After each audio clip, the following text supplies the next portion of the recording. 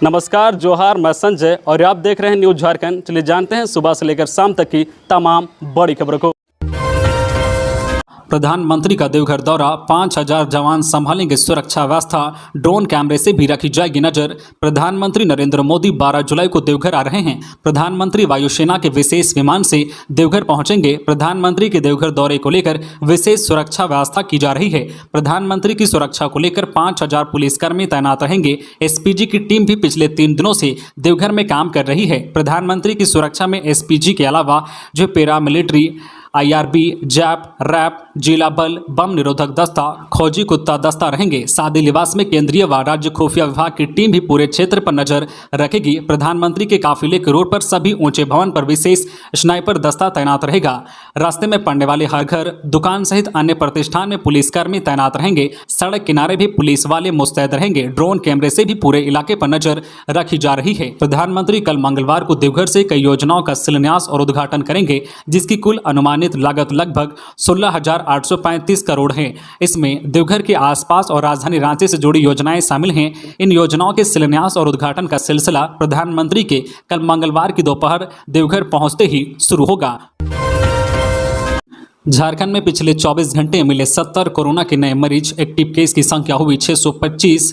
पिछले 24 घंटे में झारखंड में महज 2564 सैंपल की जांच में कोरोना संक्रमण के 70 नए केस मिले हैं। इस दौरान 47 संक्रमित ठीक भी हुए हैं। अब प्रदेश में एक्टिव केस की संख्या बढ़कर 625 हो गई है। इसके साथ ही 20 जिला इससे प्रभावित हो चुका है। स्वास्थ्य विभाग की ओर से जारी कोरोना अपडेट रिपोर्ट के अनुसार पिछले 24 घंटे में 70 नए कोरोना संक्रमित मिलने की पुष्टि हुई है। वहीं 47 कोरोना मरीज ठीक भी हुए हैं। पिछले 24 घंटे में सबसे अधिक 40 संक्रमित रांची में मिले हैं, जबकि जमशेदपुर में 11, बोकारो में 8, देवघर में 2, गोड्डा में 1, हजारीबाग में 1, खूंटी में 5, कोडरमा में 1 और पलामू में 1 कोरोना संक्रमित मिले हैं।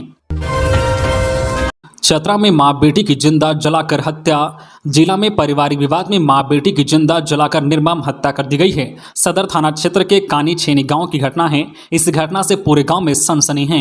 वही पुलिस पूरे मामले की कार्रवाई कर रही है। आरोपी पति का नाम जगदीश यादव है और मृतका में पत्नी का नाम दुलरिया देवी और बेटी का नाम मुन्नी है। मां बेटी की जिंदा जलाकर निर्मम हत्या की सूचना पाकर दल बल के साथ मौके पर पहुंचे थाना प्रभारी मनोहर करमाली, एसआई वीना कुमारी व एएसआई शक्तिकांत ठाकुर की टीम ने पड़ताल शुरू कर दी है। पति और ससुराल वालों पर हत्या का आरोप लगा है। घटना के बाद पति व अन्य ससुराल वाले घर छोड़कर फरार हो गए हैं। सास को पुलिस ने गिरफ्तार कर लिया है। फरार आरोपियों की गिरफ्तारी को लेकर छापेमारी अभियान तेज कर दिया गया है। वहीं मां और मासूम बेटी के शव को कब्जे में लेकर पोस्टमार्टम के लिए सदर अस्पताल भेज दिया गया है। पुलिस की जांच में इस बात की जानकारी मिली है कि देर रात 3 बजे मां और बेटी अपने कमरे में सो रही थी, तभी सास और पति ने दोनों को आग के हवाले कर दिया। इस घटना को अंजाम देकर पति मौका वारदात से फरार हो गया है। वहीं ग्रामीणों के अनुसार अहल सुबह जब हो हल्ला हुआ तब ग्रामीणों ने दरवाजा तोड़कर घर में देखा तो मां बेटी जलकर मरी पड़ी थी। वहीं पुलिस के कोई भी अधिकारी इस मामले में कुछ भी बोलने से कतरा रहे हैं। पुलिस अधिकारियों का कहना है कि जांच के बाद ही मामले का खुलासा हो सकेगा कि आखिर घटना किन कारणों से हुई है। रांची के नए डीसी राहुल कुमार सिन्हा ने संभाला अपना पदभार। आम लोगों के लिए ये संदेश। रांची के नए उपायुक्त राहुल कुमार सिन्हा ने सोमवार को पदभार ग्रहण किया। उपायुक्त कार्यालय कक्ष में उन्होंने पदभार ग्रहण किया। इस दौरान जिला स्तरीय पदाधिकारीगण उपस्थित थे।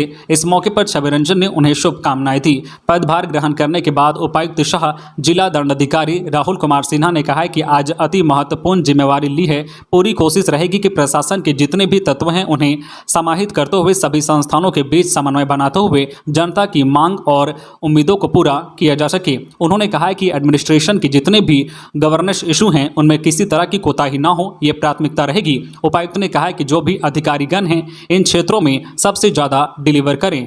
खबरों में आगे बढ़ने से पहले आपसे रिक्वेस्ट है कि अगर आप चैनल को सब्सक्राइब नहीं किए हैं तो प्लीज चैनल को सब्सक्राइब करके बेल आइकन प्रेस कर दे, जिससे आपको झारखंड की हर छोटी बड़ी खबर का अपडेट आप तक पहुंचता रहे। चलिए बढ़ते हैं खबरों की ओर। तो स्कूली बच्चों को जुलाई से सितंबर तक मिलेगा अंडा फल। स्कूली शिक्षा व साक्षरता विभाग ने झारखंड के प्रारंभिक स्कूलों में पढ़ने वाले छात्र छात्राओं के लिए 3 महीने के अंडे और फल की राशि जारी की है। जुलाई से सितंबर तक छात्र छात्राओं को 24 दिन अंडा या फल दिया जाएगा। इन 3 महीने के लिए सभी जिलों के 33,41,025 छात्र छात्राओं के लिए 38 करोड़ 80 लाख रुपए जारी किए गए हैं। स्कूली बच्चों को सप्ताह में 2 दिन अंडे का वितरण किया जाता है। जो बच्चे अंडे नहीं खाते हैं उन्हें उसके एवज में मौसमी फल बल दिया जाता है। स्कूलों को मध्याह्न भोजन योजना के तहत राशि दी गई है। यह राशि प्रोजेक्ट अप्रूवल बोर्ड की ओर से निर्धारित छात्र छात्राओं की संख्या के आधार पर जारी की गई है। बाबा नगरी पीएम के स्वागत के लिए तैयार। देवघर में प्रधानमंत्री के कार्यक्रम की तैयारी अब अंतिम चरण में। भव्य पंडाल बनकर है तैयार। देवघर में प्रधानमंत्री के कार्यक्रम की तैयारी अब अंतिम चरण में पहुंच गई है। जहां एक तरफ शहर को झंडा और बैनरों से पाट दिया गया है, वहीं कार्यक्रम स्थल में भव्य पंडाल बनकर तैयार है। कल यानी 12 जुलाई को प्रधानमंत्री के द्वारा एयरपोर्ट उद्घाटन के साथ साथ एम्स में भी 200 बेड के वार्ड का उद्घाटन प्रधानमंत्री नरेंद्र मोदी करेंगे। वैसे तो देवघर एम्स में पिछले कई महीनों से ओपीडी चालू था, पर अब गंभीर मरीजों को भर्ती भी किया जा सकेगा।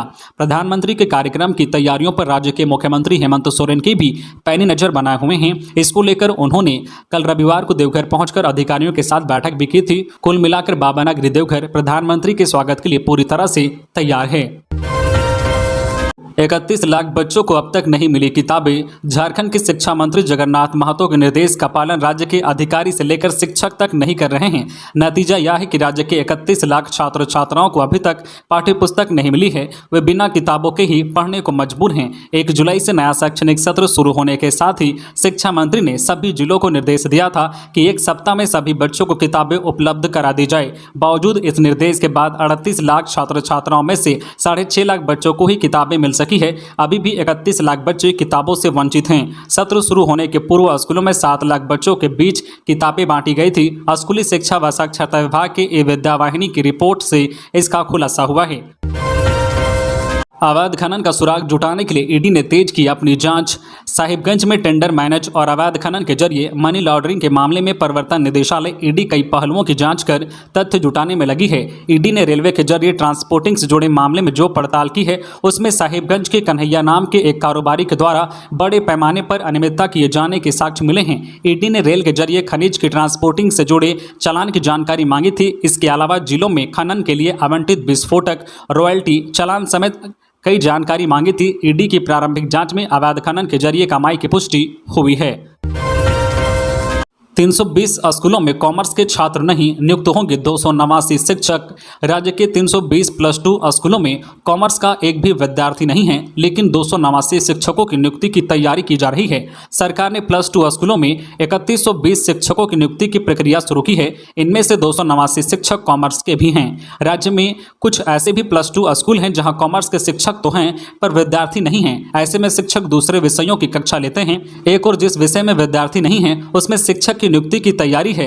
वही विद्यालयों में जिस विषय को पढ़ने वाले 50,000 विद्यार्थी हैं, वहां पढ़ाने के लिए शिक्षक ही नहीं है। स्कूली शिक्षा व साक्षरता विभाग द्वारा तैयार रिपोर्ट के अनुसार राज्य के +2 स्कूलों में राजनीति शास्त्र में 36,000 व समाज शास्त्र विषय में 24,000 विद्यार्थी हैं। विद्यालयों में बिना शिक्षक के ही इन विषयों की पढ़ाई हो रही है। विद्यालयों में इन विषयों में शिक्षकों के पद ही सृजित नहीं हैं। गुमला में सांप्रदायिक सौहार्द बिगाड़ने की कोशिश, धार्मिक स्थल के पास मिला प्रतिबंधित मांस, जांच में जुटी पुलिस। झारखंड में सांप्रदायिक सौहार्द बिगाड़ने की असामाजिक तत्वों के द्वारा लगातार कोशिश की जा रही है। लोहरदगा में लगातार 2 दिनों तक धार्मिक स्थल के पास मांस मिलने के बाद ऐसे ही घटना गुमला डुमरी थाना क्षेत्र के टांगीनाथ धाम के पास सामने आया है। टांगीनाथ धाम से लगभग 1 किलोमीटर दूर पहाड़ पर प्रतिबंधित जानवर को काटने का मामला सामने आने के बाद प्रशासन घटनास्थल पर पहुंचकर जांच में जुट गई है। डुमरी थाना प्रभारी Manish Kumar, Chainpur SDPO Cyril Marandi, inspector Baiju Oraon, BDO Ekta Verma, CO Shivpujan Tiwari, Chainpur थाना प्रभारी कृष्ण कुमार घटनास्थल पर पहुंचकर मामले की जांच करते दिखे। पुलिस को घटनास्थल पर हड्डी का टुकड़ा, सूखा हुआ चमड़ा, सिर की हड्डी और कटा हुआ मांस मिला है। पुलिस के अनुसार घटना को 2 से 3 दिन पहले अंजाम दिया गया है। इस संबंध में ग्रामीणों ने कहा है कि पहाड़ के ऊपर शिवलिंग है, जिसके आसपास इस तरह की घटना सही नहीं है। प्रशासन इस तरह की वारदातों को तुरंत रोक लगाए। बाबा टांगीनाथ समिति और हिंदू संगठन के लोगों ने इस घटना की निंदा की है। बाबा नगरी के लिए लोहरदगा मेडिकल टीम रवाना, श्रद्धालुओं को देंगे चिकित्सा सुविधा। वैश्विक महामारी कोविड-19 2 वर्षों के उपरांत देवघर में लगने वाली श्रावणी मेला 2022 प्रथम बैच में लोहरदगा जिला में प्रतिनियुक्त बहुउद्देशीय स्वास्थ्य कार्यकर्ता सोमवार को सदर अस्पताल लोहरदगा परिसर से बाबा नगरी देवघर के लिए रवाना हुए हैं। जिसमें देवघर जिले में बनाए गए चिकित्सीय शिविर में राज्य एवं विभिन्न स्थानों से आए श्रद्धालुओं को चिकित्सीय सुविधा प्रदान करेंगे। वार्ड पार्षद संगीता कुमारी ने मेडिकल टीम को रवाना करते हुए मंगलमय यात्रा की कामना की है। तो ये थी आज की झारखंड की टॉप बड़ी खबरें। इसी तरह झारखंड की हर छोटी बड़ी खबर देखने के लिए आप हमारे चैनल न्यूज झारखंड चैनल को सब्सक्राइब करके बेल आइकन प्रेस कर दीजिए, जिससे आपको झारखंड की हर छोटी बड़ी खबर का अपडेट आप तक पहुंचता रहे। तो आज के लिए बस इतना ही, हमें दीजिए इजाजत, फिर मिलते हैं नेक्स्ट न्यूज में।